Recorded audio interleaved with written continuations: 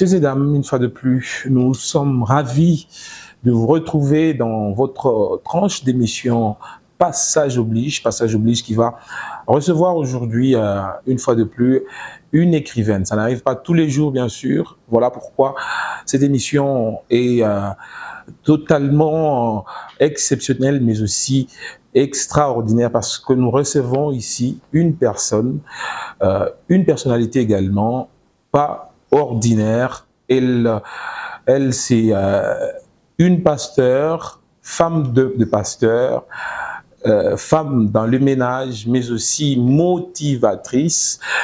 Et vous avez compris que c'est une maman, voilà, maman Touti Mbengela. Avec elle, nous allons devoir scruter son livre intitulé Du pressoir au champ de bataille. Alors, un livre qui va certainement vous booster, vous amener à ressortir ce qui est au-dedans de vous. Alors, c'est parti pour ce nouveau numéro de cette émission Passage oblige. Maman Touti, bienvenue dans Passage oblige. Merci également de nous recevoir. Merci à vous aussi de me recevoir. Alors, est-ce que nous pouvons d'entrée dire que la présentation a été complète, ou on peut ajouter quelque chose? Non, elle a été complète. Mais la première présentation que j'aime beaucoup, je suis enfant de Dieu, né de nouveau. Voilà. Aussi motivatrice, conférencière, on va dire ainsi. Alors, vous avez rédigé un livre qui est paru dans les éditions, voilà, dans les éditions Empreinte à vie. Ouais. Empreinte à vie. On dirait que le nom de l'édition semble s'accommoder au livre. Non, ça n'a rien à voir. Ça n'a vraiment rien à voir. Mais je me dis, le nom a été donné à dessein parce que c'est une maison d'édition. Donc, les livres sont des empreintes à vie. Exactement. Qui restent vraiment éternellement. Voilà. Et vous croyez que du pressoir au champ de bataille? Évidemment. Évidemment. C'est vraiment une empreinte à vie parce que c'est un manuel de chevet qui doit pousser quelqu'un à sortir de sa zone de confort et à s'accomplir. On va y arriver. 12 chapitres, un témoignage du pasteur Atoms Mbouma, aussi une conclusion, mais préfacé par le tout grand Roland Dallot, pasteur et apôtre des églises Philadelphie. Ça vous fait quoi? Il est une fierté pour nous tous, c'est notre père. Et c'est vrai que je suis pasteur, mais si je suis ici, là où je suis en train de faire ce que je fais, c'est parce qu'il y a quelqu'un qui a dit oui à l'appel de Dieu et Philadelphie est née. Et si tu me connais ici à Lubumbashi, c'est parce qu'il nous a envoyés ici pour commencer le centre missionnaire Philadelphie Lubumbashi. Donc je suis reconnaissante et je resterai vraiment reconnaissante pour ce qu'il est et pour ce qu'il a fait pour Parce que c'est une émission consacrée au livre. Il souffrait qu'on lise, hein, qu'on lise de temps à autre. Pourquoi? Parce que la lecture nous apporte toujours quelque chose de plus. Voilà. Alors, nous sommes d'abord à la première page. C'est un livre que vous avez signé. Je voudrais lire. C'est un livre pour Monsieur Victor. Vous avez dit, tu es un vaillant héros. Avance. Donc, il t'a donné voilà son livre. Ne considère pas les luttes actuelles. Tu as une bataille à livrer avec Dieu. Tu vas y arriver. Je t'aime. Vos mots. Voilà, je le salue en passant, Victor, et je me rends compte que tu as son livre. Oui, j'ai son livre. Voilà, ça dit tout, ça dit tout. Donc, toutes les personnes qui sont assez proches de moi, je dédicace et j'ai dit, il faut que tu arrives parce que tu es un vaillant héros. Est-ce qu'on peut dire que tu vas y arriver? C'est votre marque de fabrique, c'est votre marque déposée. Ça revient dans... Oui, ça revient parce que... Tu vas y arriver. Ouais, parce que je me dis dans tout ce que je suis en train de faire, c'est tout simplement pour faire sortir quelqu'un de sa zone de confort. Et pourquoi tu vas y arriver? Parce que il y a tellement de pesanteurs autour de nous, il y a tellement de choses autour de nous qui nous empêchent de nous accomplir, que nous avons quand même besoin d'entendre cette phrase. Je crois que ça fait du bien.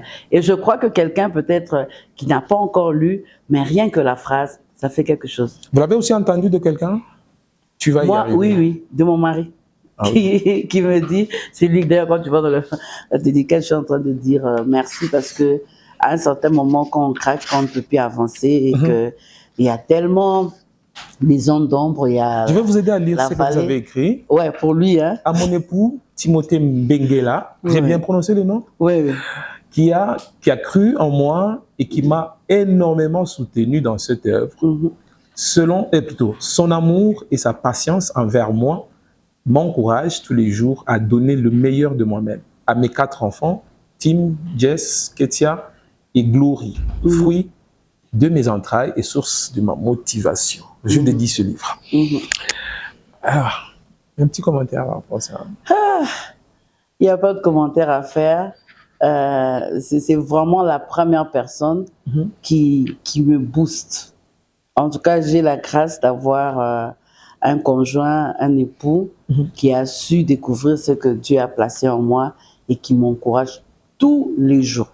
Nous sommes toujours dans le livre, encore dans la préface, à la page 11 et 12, voilà. Le pasteur Roland Dallot parle de matière première méprisable. Matière première méprisable. Qu'est-ce que vous entendez par là? Matière première méprisable. En tout cas, quand tu dis ça, je vois le choix de Dieu.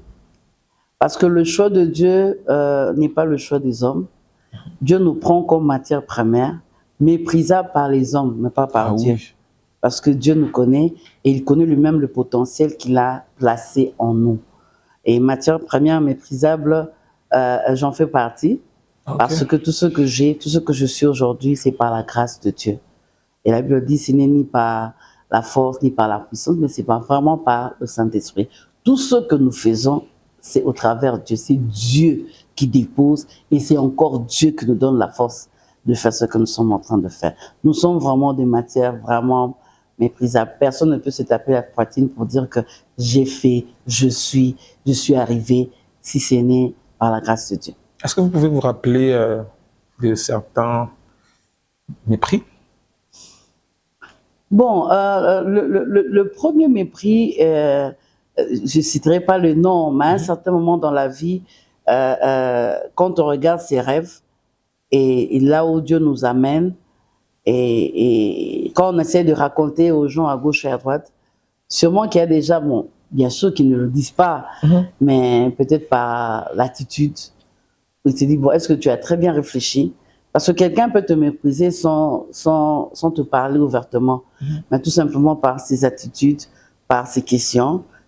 Tu as bien réfléchi, tu penses que vraiment que tu peux t'engager à ça, tu penses vraiment, moi je pense, quelqu'un peut te mépriser, mais en te donnant des conseils, tout simplement pour te décourager par rapport à ce que tu fais. Est-ce que je l'ai assez connu sur le chemin de ma vie, de ma destinée? Non, mais de temps en temps quand même, où tu sens certaines questions assez blessantes, où la personne te pose la question, bon, ok, tu vas le faire, mais déjà... Est-ce que tu en as les capacités? Est-ce que vraiment tu as le potentiel qu'il faut? Est-ce que... Et à un certain moment, ça nous affecte de l'intérieur et nous devenons nous-mêmes notre propre obstacle.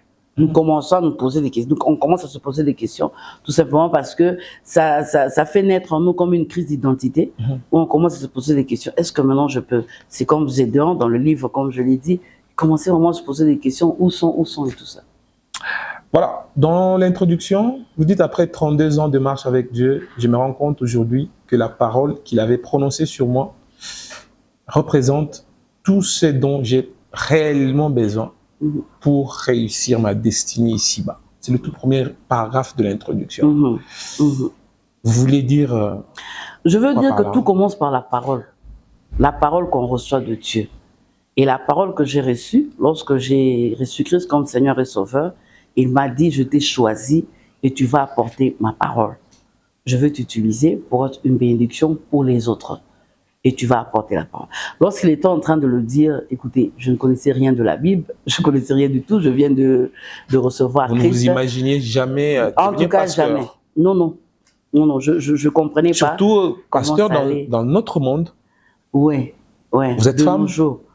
Ouais, de nos jours, c'est vrai. Mais moi, je n'ai pas connu ce rejet en tant que femme. En tout cas, partout où je pars apporter la parole, je dois vraiment dire la vérité. Je suis très bien reçue par la grâce de Dieu. Certaines personnes, oui, en tant que femme, ont connu mépris, rejet et tout ça. Mais moi, je n'ai pas connu ça. Toute percée dans ma vie découle de ce qu'il avait dit sur moi. Effectivement. Qu'est-ce qu'il avait dit sur Effectivement. Il avait dit... D'une manière particulière. D'une manière particulière, il m'avait dit qu'il va transformer mes faiblesses en force. D'une manière particulière, il m'avait dit qu'il ne va jamais m'abandonner et que je puisse compter sur lui. C'est pour cela, sur le chemin, lorsque l'adversité se lève, lorsqu'il y a le vent, on se souvient toujours de ce qu'il avait dit. Habakkuk est fatigué, il se pose des questions. Il dit, mais qu'est-ce qui se passe? Habakkuk n'est pas n'importe qui, c'est un sacrificateur.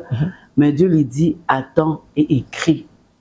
Dieu ne change pas ce qu'il avait dit avant.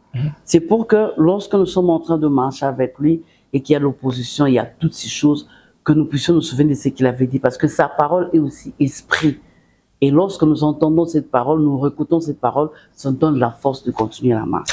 Ça donne la force de continuer à marcher avec Dieu, bien sûr. Alors, revenons au livre lui-même. Le titre du pressoir au champ de bataille. Si j'étais là avant que vous ne puissiez le publier, j'aurais voulu, par exemple, que vous le nommiez du pressoir à l'héroïsme, par exemple. Parce que là, vous ressortez la bataille au lieu de la victoire, par exemple. Parce que la finalité, c'est la victoire. Elle passe par la bataille, bien sûr, mais vous n'allez pas à la fin, vous vous arrêtez au milieu. Vous prenez le pressoir et le champ de bataille, tout en oubliant ou en mettant de côté la victoire. Parce que, en fait, quand Dieu nous appelle, la victoire est déjà assurée. Ah, ok. Et la plus grande bataille qu'avait Gédéon, c'était pas la bataille contre les Madianites, mais c'était la bataille contre lui-même, à l'intérieur de lui-même. Il se méprisait, et il discutait, il ne croyait pas en lui. Et moi, je crois que du pressoir au champ de bataille, ça a vraiment un lien. Donc, le pressoir a été en même temps la bataille pour lui-même, pour reconnaître en fait ce que Dieu a placé en lui et ce qu'il est capable de faire. Parce que quand on parle de la bataille en question, si vous lisez la suite, Dieu est encore intervenu avec les cruches. Donc, c'est-à-dire, ils ont utilisé les cruches. Donc, Dieu est intervenu partout. Mais la plus grande bataille qu'il y avait, c'est que Dieu devait lui parler. C'est qu'il devait faire ressortir toutes ses frustrations.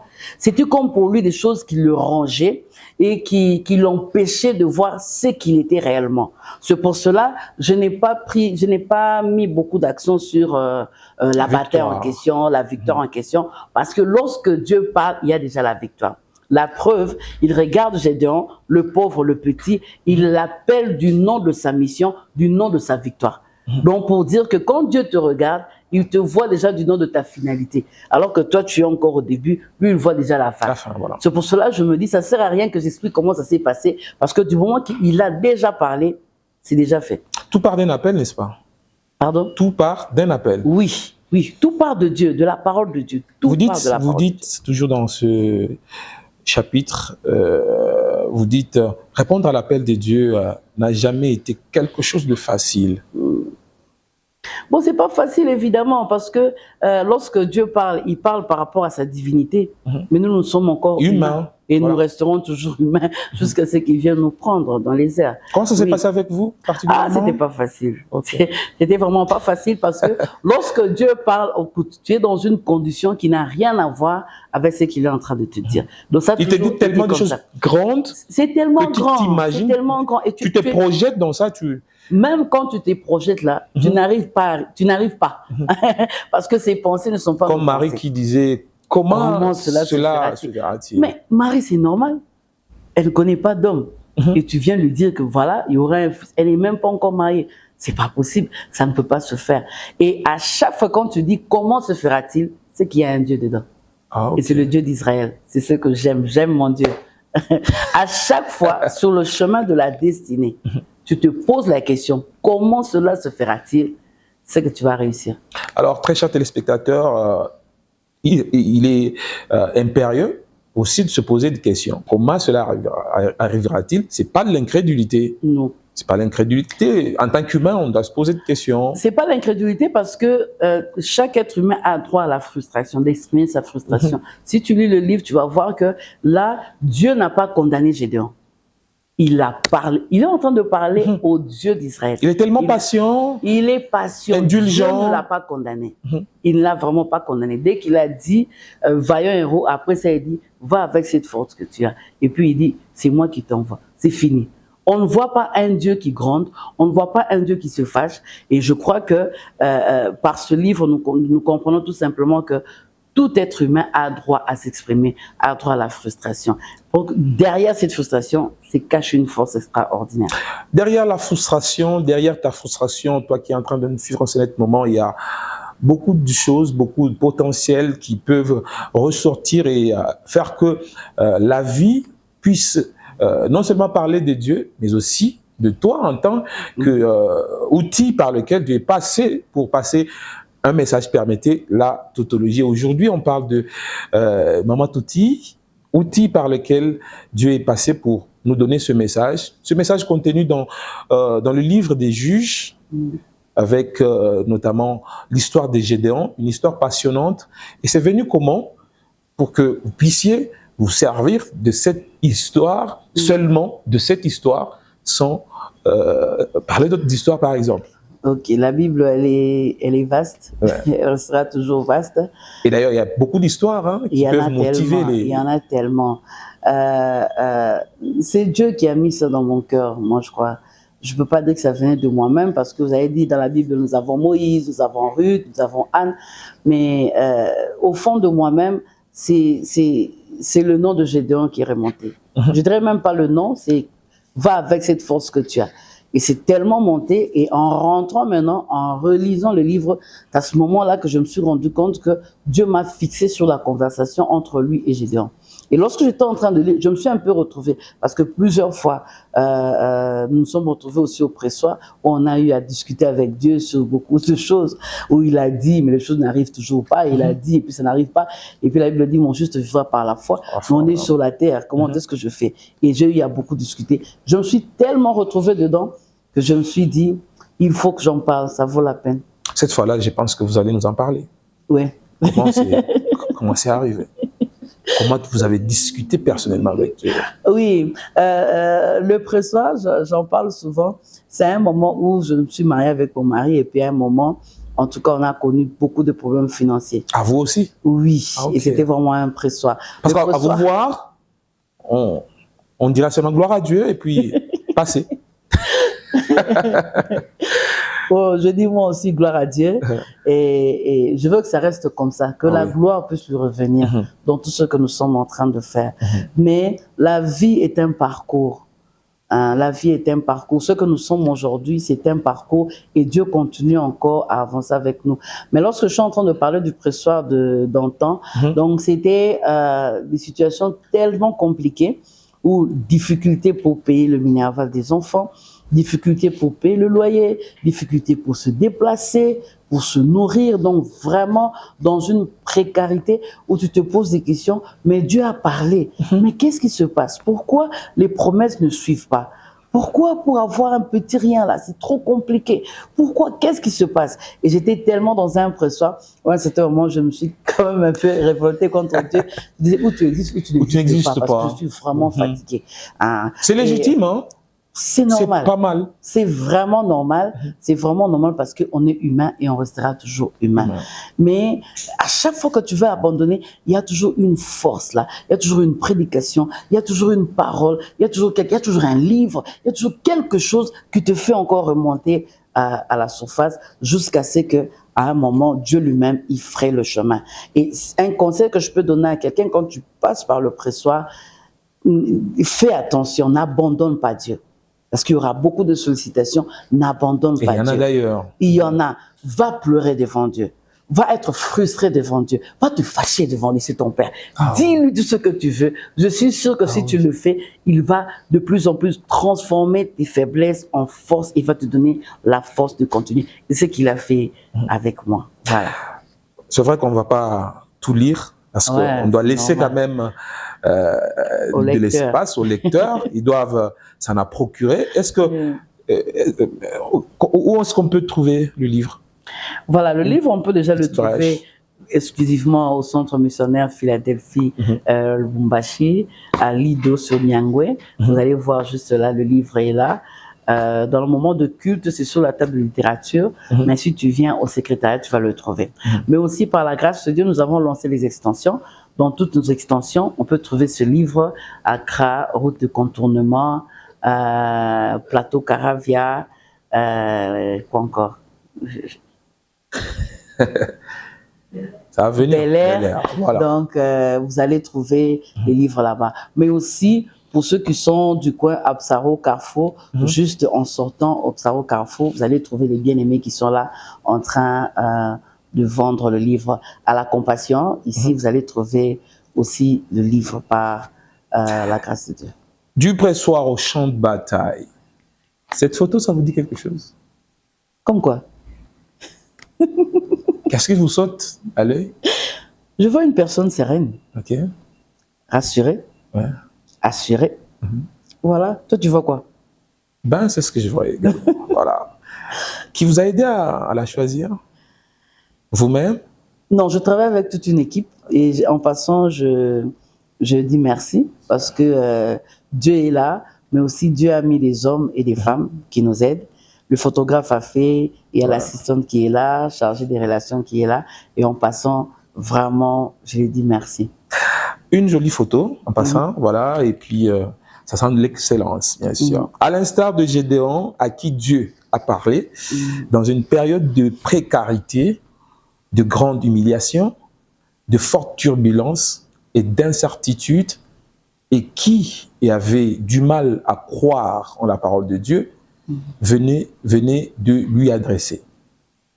Peu importe le lieu de ta naissance, plutôt la famille d'où tu sors, la situation que tu traverses, les conditions actuelles de ta vie, sache que Dieu peut faire de toi un vaillant héros.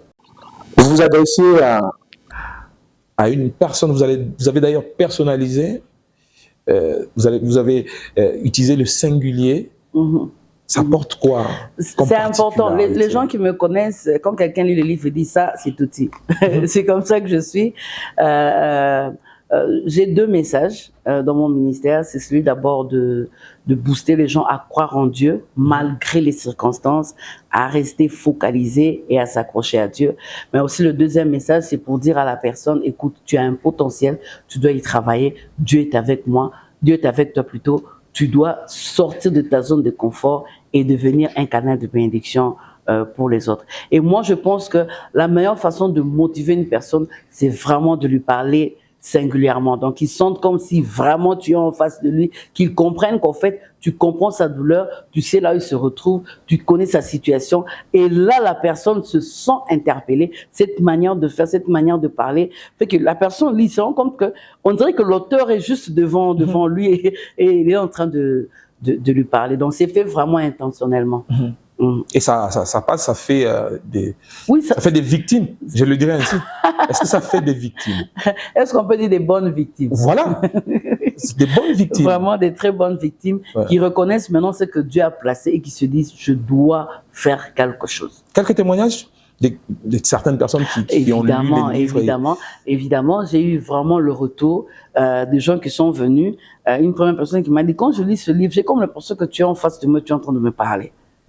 Ça, j'ai eu. Et une autre personne qui me dit, quand je lis ce livre, je me dis, il y a quelqu'un qui a dit, quand j'ai commencé, j'ai dit, jusqu'à ce que je vais la terminer. Parce qu'il y a ces livres, bon, tu lis, bon, ok, je vais lire après, je vais continuer. Mais quand tu commences, tu te rends compte que il y a des choses. Et l'enchevêtrement des idées. Il y a toujours des choses qui font que tu te dis, il faut que je la termine pour savoir qu'est-ce que je veux faire à faire. Parce que c'est un livre, en fait, qui te pousse à l'action.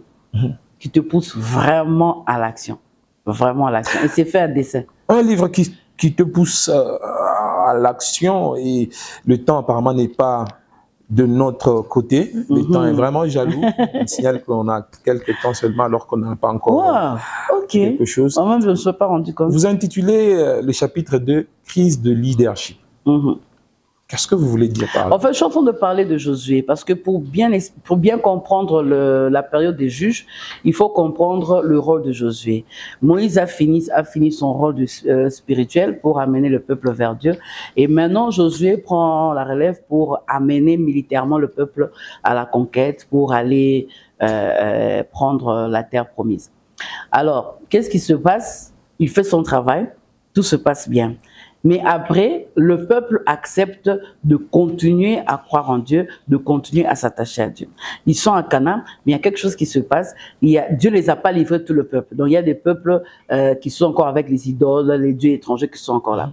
Alors, lorsque Josué meurt et les anciens meurent, il y a une crise de leadership parce que le peuple s'attache à des faux dieux. Ah ouais. Donc leur Dieu, le Dieu d'Israël, qui est le seul, l'unique vrai Dieu, le roi. Parce qu'avec Dieu, c'est pas la démocratie, c'est le royaume. La théocratie. Oui, où tu acceptes, où tu... C'est ça. Voilà. Alors le peuple a commencé à tergiverser, il y avait personne et tout, et c'est ce qui a créé cette crise de leadership. Et il y a eu maintenant des juges qui venaient tour à tour.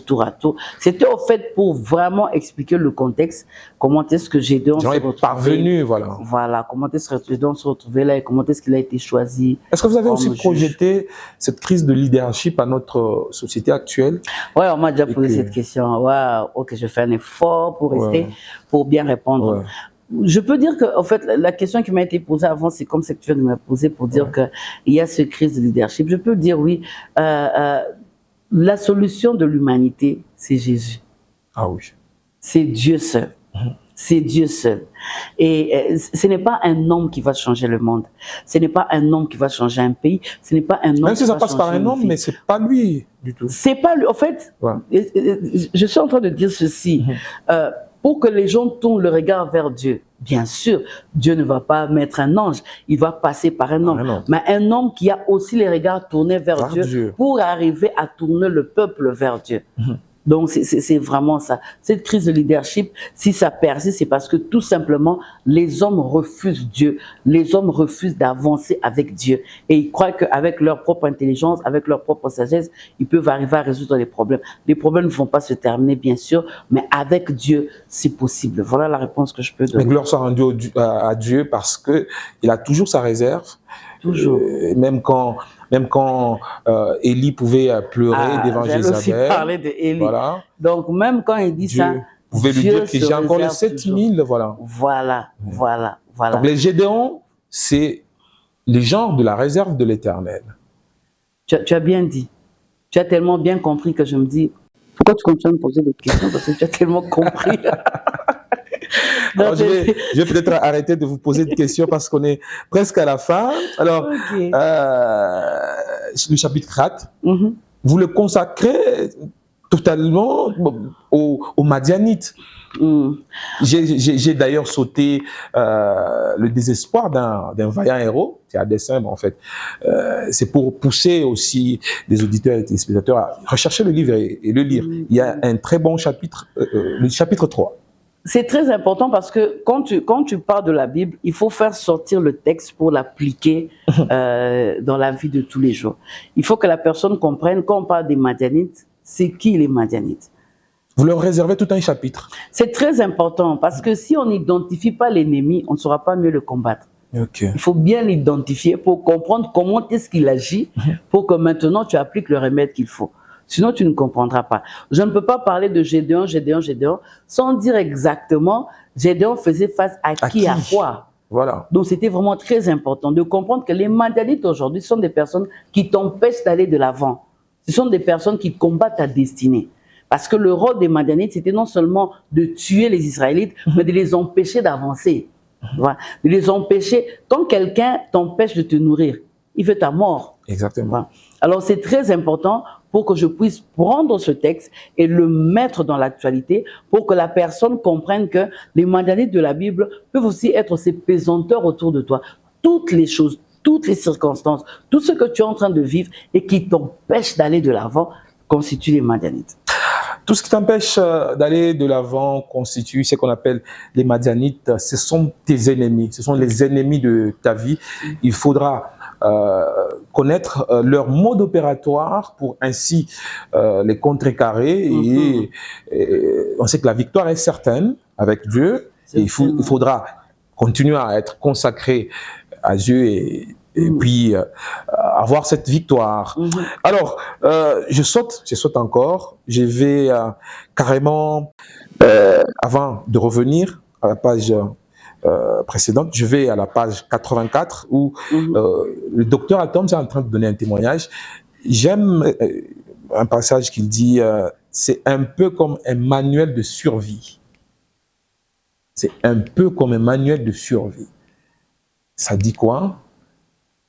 Ça vous fait quoi également qu'un homme... Bon, c'est le docteur Atom qui a écrit, mais je réponds quand même. Voilà, qu'un homme aussi élevé, voilà, dit ça de vous, de ce livre. D'abord, je suis très flattée et je le remercie encore, vraiment pour son apport dans ce livre. Je sais que sûrement qu'il va suivre cette émission. En tout cas, merci docteur pour cet apport qui donne un poids à mon livre. Parce que nous le savons tous que le docteur Atom de nos jours n'est pas n'importe qui. Et je bénis le Seigneur qui l'a mis sur mon chemin. Et on a eu le temps d'avoir un parcours ensemble et on continue à collaborer ensemble dans le ministère. Un manuel de survie parce que Gédéon en avait besoin. Gédéon était dans un trou. Gédéon devait sortir de ce trou de crise d'identité. Gédéon devait sortir de ce trou d'incertitude, de ce trou de précarité, de ce trou où il regarde l'avenir et dit rien de bon ne va sortir. Et il y a beaucoup de gens bien aimés qui peut-être qui me suivent maintenant, qui sont dans un trou en fait, qui sont vivants, mais à l'intérieur ils sont morts. Ils ne croient plus en rien. Il faut relever ces gens-là. Qu'est-ce qu'ils doivent faire en premier? Ils doivent lire mon livre. Ok. Ah oui. Ils doivent le lire. Ils doivent le lire. En fait, mon livre, lorsque je parle de manuel de survie, un manuel, c'est un livre de chevet. C'est-à-dire, c'est quelque chose, c'est pas une lecture en une fois et puis tu passes. Tu le lis dans son entièreté et puis tu le relis et tu commences à l'appliquer par rapport à ta vie. C'est-à-dire, tu te mets et tu regardes chaque chapitre avec ton petit carnet, avec un stylo. Tu es en train de noter quelles sont les choses que je dois faire, quelles sont les choses que je dois enlever de ma vie. C'est très important. C'est ça qu'on appelle un manuel. Un manuel t'aide pour toute la vie. Un manuel n'est pas juste quelque chose qu'on prend d'une manière ponctuelle, mais c'est pour toute la vie. Un manuel entre dans le processus de ta vie pour t'amener à ton succès. C'est ça. Un manuel, c'est quelque chose de très important qui devient comme un survie pour dire que si je ne l'ai pas, je suis une personne morte. Morte, voilà. Voilà. Je suis très pressé par la dame juste en face de moi. Voilà. Le lieu de la rencontre où s'est tenue la conversation marque nos esprits. On va peut-être finir par là. Voilà. Le pressoir. Voilà. Je peux dire que tout le livre, c'est en fait le pressoir. Ah oui. Tout le livre, c'est vraiment le pressoir. Ça marque parce que ce n'est pas un lieu approprié pour le froment, c'est pour l'huile, mais il le fait. Et on voit derrière ça un Gédéon combatif et qui est vraiment ingénieux, qui est en train de se dire il faut que je puisse faire quelque chose. Il était trop ingénieux. Il faut que je puisse faire quelque chose. Et le pressoir aujourd'hui peut être ton lieu habituel de travail. Le pressoir aujourd'hui peut être ton lieu, je sais pas, tes habitudes de tous les jours, paf, apparaît quelqu'un qui vient pour te parler. Donc c'est pour te dire que c'est tellement inhabituel parce que nous sommes au temps où Dieu n'apparaît plus aux gens. Nous sommes à une époque où Dieu ne se révélait pas vraiment. C'est-à-dire, il parlait, il suscitait les juges, il parlait à ces juges-là. Et par surcroît, à un jeune homme qui n'a jamais combattu, qui ne connaît rien de la guerre, qui ne connaît rien du tout. Donc, il n'est pas parti vers les chefs, il est parti vers le plus petit. Et où, dans son lieu habituel de tout le jour. Donc, c'était pas la première fois, en fait, que Gédéon vient au pressoir. C'est quelque chose qu'il faisait tous les jours. Mais, dans un jour habituel, il y a un Dieu qui est venu pour changer ce jour habituel en un jour inhabituel. Dans un jour ordinaire, il y a un Dieu qui est entré pour changer ce jour en un jour extraordinaire. Il faut lire ce livre. Avant de finir, est-ce que vous avez l'impression que les hommes n'utilisent pas à fond ce que Dieu a placé en eux. Plus que convaincus. Plus que convaincus par les plaintes. Par la grâce de Dieu, nous recevons les gens dans le ministère pastoral et tu verras toujours des plaintes. Des plaintes pour dire que pourquoi cette chose m'arrive. Des plaintes pour pointer les autres du doigt. Pour dire que si je suis ce que je suis devenu maintenant, c'est parce que tel n'a pas fait ceci, parce qu'il devait faire cela, parce qu'il devait faire cela. Je le confirme ce que tu dis parce que nous croyons que notre bonheur vient des autres. Nous croyons que notre succès vient des autres. Non, non, non, non, non. Tout vient de toi, c'est à l'intérieur de toi. Oui, à l'intérieur de toi. Et je crois qu'aujourd'hui, je vois le nom Cédric. Cédric, je vois Cédric Barbu, mais Cédric, il y a, je ne demande pas l'âge, hein. Je dis, bon, Cédric, il y a 15 ans, il n'y avait pas cette barbe. Il n'y en avait pas. Voilà. Pour dire que ton succès est à l'intérieur de toi. Et maintenant, là, nous voyons la barbe, c'était à l'intérieur de toi. Toi, tu ne savais pas. Est-ce que Cédric bébé, est-ce qu'on voyait encore la barbe? Il n'y avait rien, c'était le petit Cédric qu'on pouvait taper, qu'on pouvait faire, va dormir, fais ceci. Mais Cédric ne savait pas qu'à l'intérieur de lui, il y avait la barbe. Comme pour dire à quelqu'un, à l'intérieur de toi, il y a le secret de ton succès. À l'intérieur de toi, il y a ta barbe. Voilà, je retiens ça. C'est très bien comme ça. Hein? À l'intérieur de toi, il y a la barbe. Voilà, je ne peux pas conclure cette émission sans parler de ça. Retiens ceci, tant que l'intérieur ne sera pas transformé, les germes de la parole ne sera jamais productif. Ça, c'est une phrase magnifique. Comment... En fait, tout commence par l'intérieur. L'intérieur qui accepte de recevoir la parole, parce que la parole est comme une plante qui doit germer en toi.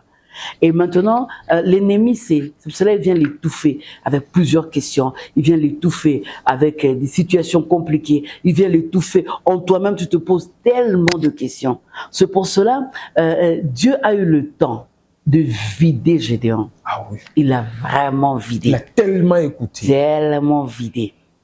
Tellement vidé. Parce que lorsqu'on rencontre l'humain, lorsque l'humain rentre en contact avec le divin, c'est le divin qui l'emporte. Exactement. Et c'est ce que moi j'aime dans cette histoire. C'est arrivé quand Jacob a rencontré Voilà. Dieu. Alors laisse la parole de Dieu germer en toi. La meilleure façon de laisser, de dire Seigneur, je suis fatigué, je suis fâché, je suis révolté, je suis. Pourquoi? Il faut. Maintenant Dieu nous abandonne. Voilà. Mais après tu dis, fais de moi ce que tu veux.